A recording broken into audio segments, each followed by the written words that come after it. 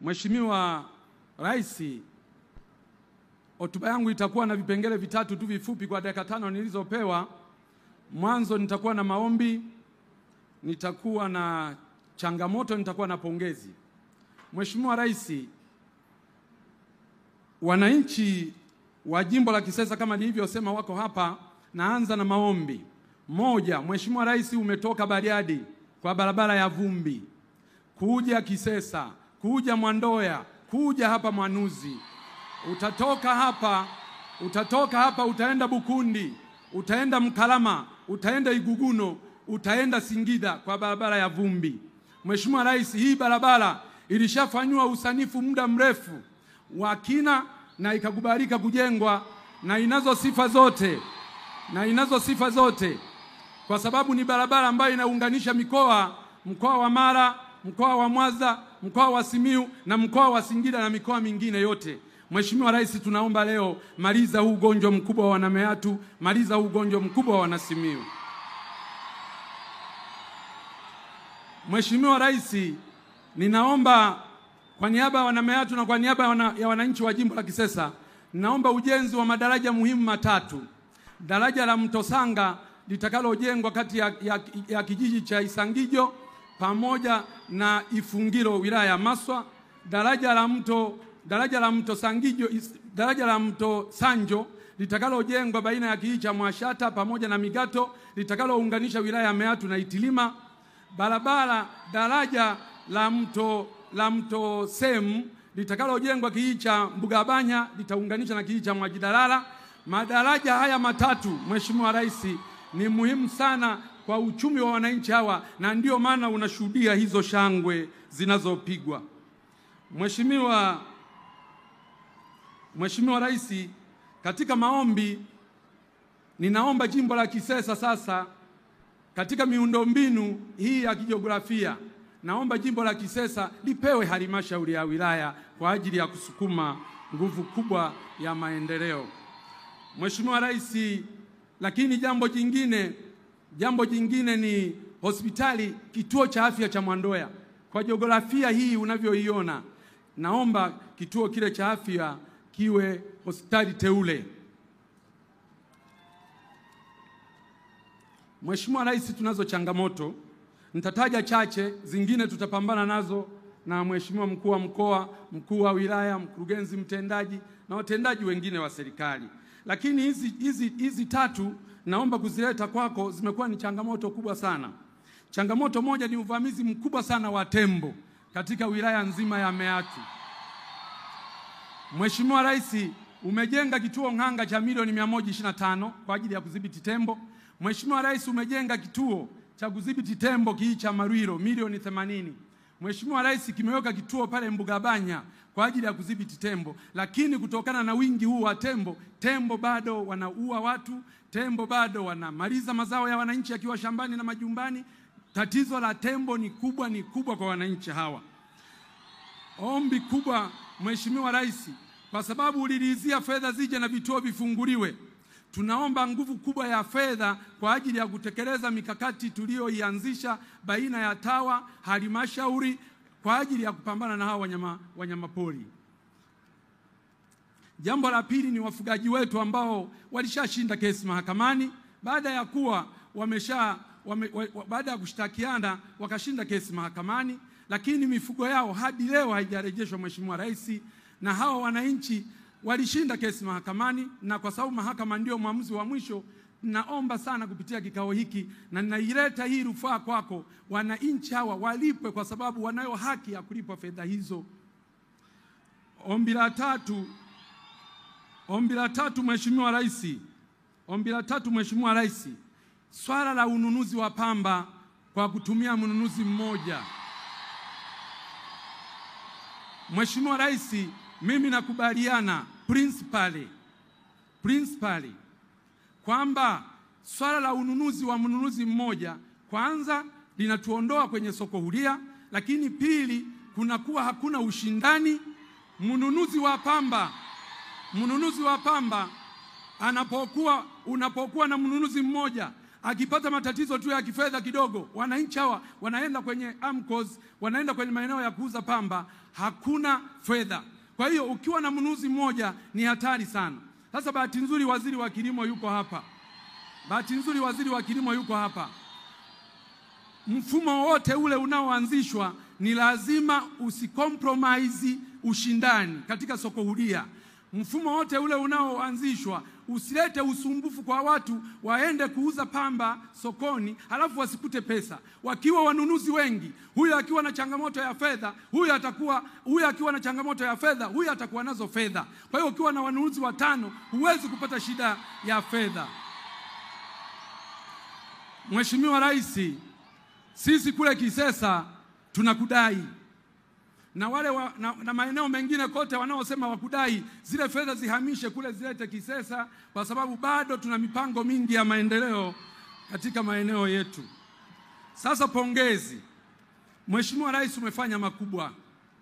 Na mimi leo nataka nikupongeze hapa. Nimekuwa nikikupongeza ukiwa mbali, hatuonani. Leo ana kwa ana nataka nizifikishe pongezi hizi kwako.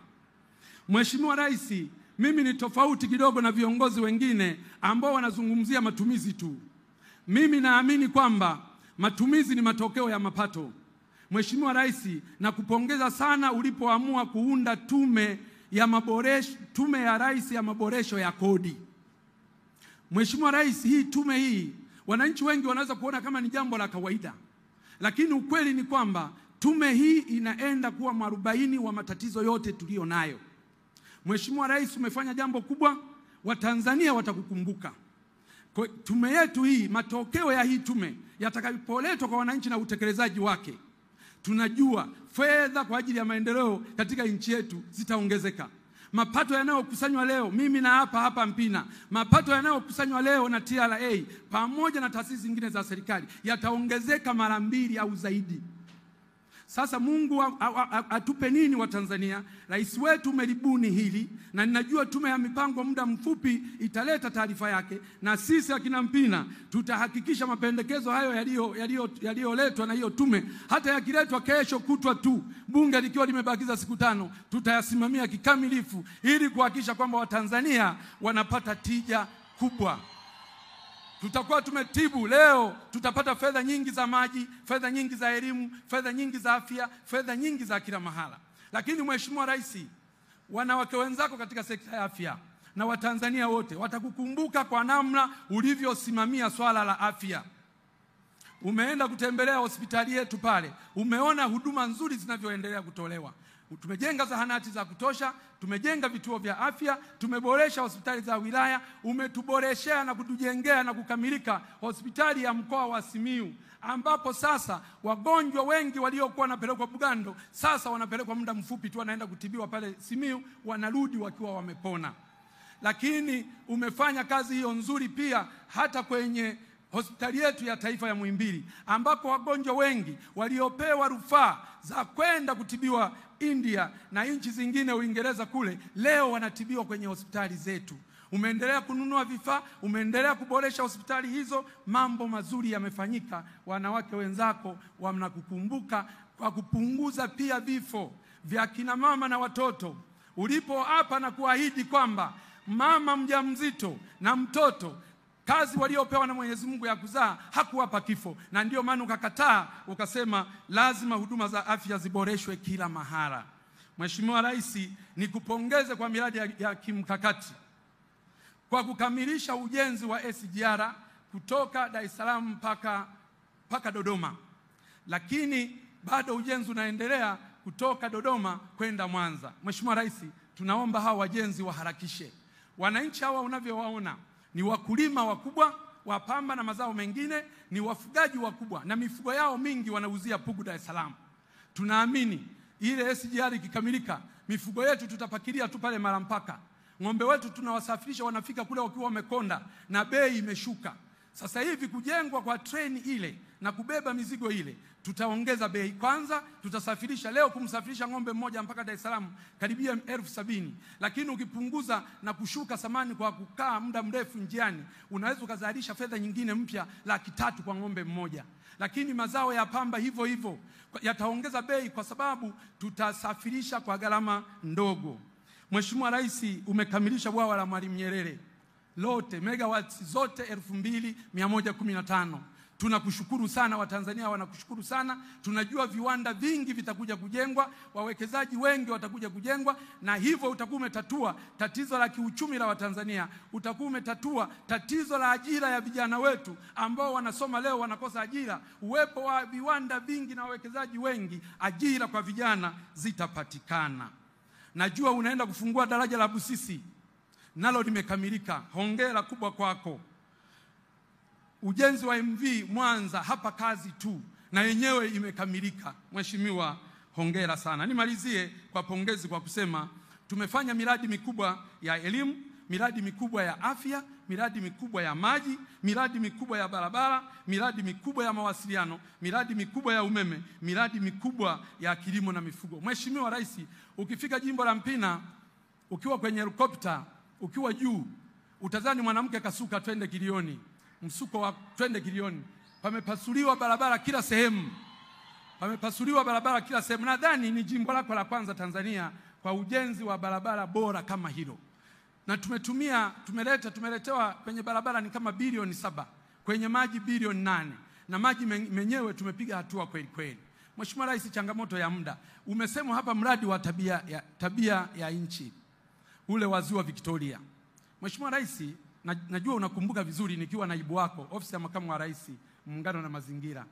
Mheshimiwa Rais, nilikuwa nakusogezea mafaili ya hilo. Tulianza zamani na huo mradi uliuanza zamani, hujauanza ukiwa rais. Uliuanza ukiwa makamu wa rais, na nilikuwa nakusogezea mafaili ili huu mradi utekelezwe haraka wa maji kutoka Ziwa Victoria. Sasa huu mradi wetu unatekelezwa kwa awamu, wanakuja polepole mpaka pale Itilima. Alafu huku sisi baadaye. Mimi Mheshimiwa Rais, naomba hebu anze kuchimba tu kutokea Busega huko, wachimbe mpaka hapo kwa Mpina Mwandoya, waje wachimbe huko, waunganishe moja kwa moja kwa muda mfupi ili tuweze kupata maji kwa urahisi zaidi. Mheshimiwa Rais, nisipoteze muda wako, lakini niseme tu nilizunguka jimbo zima kusoma ilani. Nilipomaliza kusoma ilani kata kwa kata, wananchi wakasema, Mpina, kwa namna mlivyotekeleza ilani na Mheshimiwa Rais, basi sisi tunasema Samia aendelee. Wakasema tena Mpina aendelee. Na wakasema tena CCM iendelee. Kwa hiyo hata pale kwenye majina pale sina mashaka kwa ujumbe niliofikisha kutoka kwa wananchi hawa. Mheshimiwa Rais, asante sana, karibu sana Kisesa, asante sana. Kwanza, hakuna mtu yoyote anayeweza kutathmini bei ya pamba isipokuwa serikali. Hata wakiwa wanunuzi 500 kwenye kijiji, bei ya pamba inaamuliwa na serikali. Na mimi nataka nimuombe ndugu yangu Mpina hapa mbele ya wananzengo. Mimi na yeye tulishakubaliana, Mheshimiwa Rais atasema hoja zake, nitazijibu hadharani, kwa sababu hakuna ambalo serikali inaficha. Mpina huyu aliua kitalu cha mbegu katika kijiji cha Mwabusalu kwa siasa hizi za kuwadanganya wananchi. Serikali ikakiondoa. Tuliweka kitalu, wananchi wale walikuwa wanapata zaidi ya milioni 250 mpaka milioni 320. Fedha za ziada ukiacha bei. Akaenda kuwahamasisha wapande mahindi ndani ya katika hivyo vitalu. Hatuwezi kuruhusu mfumo huu ambao wanao, na mwaka 2019-20 alikuwemo kwenye serikali. Ni mmoja kati ya watu waliompotosha Rais Magufuli kumwambia kuwa bei ya pamba duniani ni juu, rais atangaze bei. Matokeo yake pamba ikafa, hawa wananchi pamba zikanunuliwa 500, ikawa matatizo matupu. Nataka nimwambie yeye na wanasiasa wote wa Simiyu, sintaruhusu mtu yoyote aharibu mfumo ambao tumeanza kujenga. Mwaka huu wilaya hii, Mheshimiwa Rais, pamba ilianguka mpaka tani 30,000. Tunataraji kuvuna tani 60,000. Na niwaambie wakulima, endeleeni kukusanya pamba, bei anayeamua serikali, na tunapanga sisi bei, sio mtu yoyote. Tulianza na 1150, leo tuko 1200. Mwaka jana tulianza na 1150, tukamaliza na 1700. Serikali itakuwa inatoa bei kutokana na mwenendo wa bei ya soko la dunia. Mfumo wa contract farming ndio mfumo sahihi wa kuondoa tatizo la pamba. Nyinyi wakulima hamwezi kutetewa na mtu mwingine isipokuwa serikali iliyoko madarakani. Na nataka nirudie tena, niwaonye wanasiasa wote. Mheshimiwa Rais, ninajua wapo watu waliwafuata wasaidizi wako wakiwaambia eti serikali itoe ruzuku ya bei. Serikali haitorudia makosa iliyoyafanya mwaka 2019-20. Makosa haya ya namna hii anayoyafanya Mpina ndio yaliua korosho kwenye nchi hii, yaliua tumbaku kwenye nchi hii, yaliua pamba kwenye nchi hii. Hatuwezi kuruhusu kama taifa kuja kuruhusu kuumiza mazao katika nchi yetu. Niwaombe wakulima, aminini mfumo unaojengwa na serikali. Tutaendelea kusimamia, na mfumo huu wa BBT ndio mfumo sahihi. Mheshimiwa Rais, nakushukuru sana. Nimesema niyaseme haya, kuwe na uwazi na ukweli. Asante sana. Jamhuri ya Muungano wa Tanzania. Ndugu zangu, nianze kwa kumshukuru Mwenyezi Mungu tujalia uzima na kutufikisha salama katika wilaya hii ya Meatu. Niwashukuru sana wananchi wa Meatu na mkoa wa Simiyu kwa ujumla kwa kujitokeza kwa wingi na kuleta hamasa katika ziara hii. Asanteni sana wana Meatu. Ndugu wananchi, nipo katika mkoa wa Simiyu kwa ziara ya siku 5 inayolenga kuzungumza na wananchi ili kujua changamoto zao. Lakini vile vile ziara hii inalenga kukagua utekelezaji wa miradi mbalimbali ya maendeleo ikiwemo viwanda kama nilivyofanya asubuhi hii. Lakini kabla sijaendelea, ndugu zangu wana Meatu, nitoe pole nyingi sana. Pole nyingi sana. Tumepoteza vijana wetu 4, lakini na wengine kadhaa wameumia katika usafiri kuja kwenye mkutano huu. Nitoe pole sana kwa wana Meatu. Ndugu zangu, katika wilaya ya Meatu, asubuhi hii kama nilivyosema, nimefungua rasmi kiwanda cha pamba cha BioSustain cha kinachomilikiwa na Dr. Riyadh.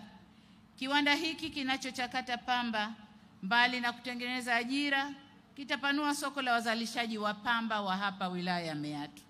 Soko liko pale, na ndio madhumuni ya serikali kupeleka viwanda maeneo mbalimbali. Nimeelezwa kwamba uwekezaji katika kiwanda hiki umezalisha ajira za kudumu 375 na ajira za muda 880. Hili si dogo. Muhimu zaidi, wawekezaji wa kiwanda hiki wanakusudia kupanua uwekezaji wao kwa kuongeza kiwanda kingine chenye thamani ya shilingi bilioni 12 kwa ajili ya uzalishaji wa mafuta ya mbegu za pamba na alizeti. Haya ni maendeleo makubwa sana, nami nawahamasisha wawekeze zaidi. Ndugu wananchi, serikali inaendelea na jitihada za kuvutia viwanda katika wilaya ya Meatu na mkoa wa Simiyu kwa ujumla. Kwa sasa Meatu ina viwanda vikubwa 3, viwanda vidogo 148 na viwanda vidogo sana 268 vilivyotoa jumla ya ajira 1342. Niwahakikishie wawekezaji wa viwanda, kikiwemo kiwanda hichi nilichokifungua asubuhi, kwa serikali itaendelea kuweka mazingira mazuri kwa ajili ya kukuza viwanda vya ndani. Aidha,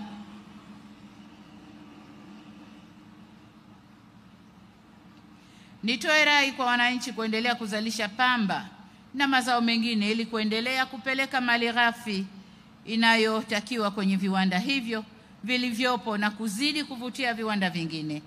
Niwapongeze sana wakulima kwa juhudi zenu kubwa zilizowezesha uzalishaji wa pamba katika halmashauri ya Meatu kuongezeka kutoka kilo milioni 22,713,000 mwezi Novemba 2020 hadi kilo 40 milioni 286,000 kwa sasa, takriban mmezalisha maradufu. Hongereni sana wana Meatu. Ndugu wananchi, kutokana na utekelezaji wa mipango na miradi mbalimbali, hususan ile tuliyobainisha kwenye ilani ya uchaguzi ya 2020, wilaya Meatu imeendelea kushuhudia maendeleo makubwa tena katika nyanja zote kama ilivyosemwa vizuri hapa na mbunge Lea. Na hapa naomba nitoe mifano michache tu. Kwanza, na waziri wa TAMISEMI, anayemwakilisha waziri wa TAMISEMI amesema kwamba zimeletwa fedha kadhaa kwa ajili ya sekta ya afya, lakini niseme kwamba hospitali kongwe ya wilaya imekarabatiwa na kuboreshwa pamoja na kuongezwa jengo la ICU na wodi ya wazazi. Vituo vya afya viwili vimejengwa katika kata ya Mwangudo na Mwasengela. Vile vile majengo ya upasuaji na wodi za wazazi yamejengwa Bukundi. Aidha, serikali imeleta zaidi ya shilingi bilioni 23 milioni 980 kwa ajili ya elimu ya msingi na sekondari, zikiwemo shilingi bilioni 8 milioni 640 kwa ajili ya elimu bila malipo ndani ya wilaya hii ya Meatu. Uwekezaji huo umeongeza idadi ya wanafunzi wa sekondari kutoka 9458 mwaka 2022 hadi 12630 mwaka huu, huku wanafunzi 9599 wakiandikishwa kwa ajili ya elimu ya awali na 11,000 darasa la kwanza bila mchango wowote kutoka kwa wananchi. Hii ni kazi ya serikali ya awamu ya 6. Katika kuwawezesha wananchi kiuchumi, jumla shilingi milioni 799 zimetolewa kwa vikundi 89 vya vijana, akina mama na watu wenye ulemavu kama mikopo ya 10% ya makusanyo ya halmashauri tangu mwaka 2021. Niipongeze wilaya halmashauri kwa uwezeshaji huu, lakini niombe iweze kufanya vizuri zaidi. Na nitoe rai kwa wananchi kuendelea kulipa kodi na tozo mbalimbali kwa ajili ya maendeleo ya halmashauri yetu. Natambua kwamba wana Meatu ni wafugaji wazuri pia. Ili kulinda ubora wa mifugo na bidhaa za mifugo, serikali ilianzisha kituo cha wakala wa maabara ya wanyama katika halmashauri ya wilaya ya Meatu. Kituo hiki kitasaidia kupima, kubaini magonjwa ya mifugo ili hatua stahiki za kitabibu ziweze kuchukuliwa kwa ajili ya kuilinda mifugo yetu. Pamoja na hayo, jana nilizindua kampeni ya chanjo ya mifugo inayolenga kulinda na kuongeza thamani ya mifugo yetu. Hivyo nitoe wito kwa wananchi kushiriki ipasavyo katika kampeni ya chanjo ya mifugo na kuingia kwenye ufugaji wa kisasa wenye tija zaidi. Pamoja na yaliyoelezwa na waziri na mbunge, kama tulivyoahidi kupitia ilani ya uchaguzi ya CCM ya mwaka 2020 hadi 2025, miundombinu ya umeme sasa tumeifikisha kwenye vijiji vyote 109 vya Meatu. Ila hatujaishia hapo tulipoahidi. Tunaendelea mbali, kazi inaendelea sasa kwenye vitongoji. Pamoja na jitihada hizi zote, ninafahamu kwamba kuna changamoto ya umeme kutokuwa na nguvu ya kutosha. Naomba kuwataarifu kwamba serikali imejipanga kukabiliana na hili. Tayari tuna mradi wa ujenzi wa njia za kusafirishia umeme kutoka Shinyanga hadi Simiyu na ujenzi wa kituo cha kupozea umeme cha mkoa wa Simiyu. Mradi huo utakapokamilika utawahakikishia wakazi wa Simiyu umeme wenye nguvu na wa kutosha kwa ajili ya shughuli mbalimbali za uzalishaji ikiwemo viwanda. Lengo letu ni kutaka wananchi watumie nishati ya umeme kuongeza thamani ya mazao na kilimo na ufugaji. Nimepokea pia taarifa kuhusu kero inayotokana na kuchelewa kwa utekelezaji wa mradi wa ujenzi wa daraja la Itembe. Daraja hili ni sehemu ya mradi wa ujenzi wa barabara ya Karati Mbulu Dongobesh Haido Msibiti mpaka Maswa yenye kilomita 389. Barabara hii inaunganisha mikoa minne: Arusha, Manyara, Singida na Simiyu. Lakini ndugu zangu, habari njema ni kwamba kwa sasa serikali iko kwenye hatua za mwisho za kukamilisha mradi huu. Nafahamu adha ambayo wananchi wamekuwa wanakumbana nayo, ikiwemo kulazimika kusubiri masaa 4 mpaka 6 wakati wa msimu wa mvua ili waweze kuvuka kwenda upande wa pili. Kwa hiyo kama nilivyosema, nataka niwahakikishie kwamba adha hiyo inakwenda kumalizika. Ninaamini wananchi wamejipanga vyema kutumia fursa zitakazokuja baada ya kukamilika kwa daraja hili, ikiwemo utalii kwenye mbuga za wanyama za Maswa, Ngorongoro na Serengeti, ambapo mtaweza kufika kwa urahisi zaidi kupitia wilaya ya Meatu. Meatu oi! Ndugu wananchi, natambua pia kwamba wilaya ya Meatu bado inakabiliwa na changamoto ya maji. Na tatizo kubwa ni kwamba maji yetu yana chumvi. Tumeleta magari, tumechimba visima, lakini maeneo mengi visima maji yamekutwa yana chumvi. Lakini nataka niwape habari njema pia kwamba mradi wa kutoa maji Ziwa Victoria unakuja kumaliza shida hii. Hata hivyo, pamoja na mradi ule ambao tumeuanza na unaendelea, mwaka uliokwisha wa 2024 tulikamilisha mradi wa maji wa Inonelwa uliogharimu shilingi bilioni 4,860,000. Mwaka huu serikali inaendelea na miradi ya maji Semu, Mbalagane, Mwakipopo, Buliashi, Mwabumwa, Mwashata na Mbushi. Vile vile kwa kutumia mitambo ya kuchimba visima, tutaendelea kuchimba visima kwenye maeneo ambayo chumvi haiko au iko chini sana. Pamoja na hayo, kama nilivyosema, niwahakikishie kwamba mradi wa kutoa maji kutoka Ziwa Victoria tutakwenda kutatua kwa kiwango kikubwa changamoto ya maji katika eneo hili.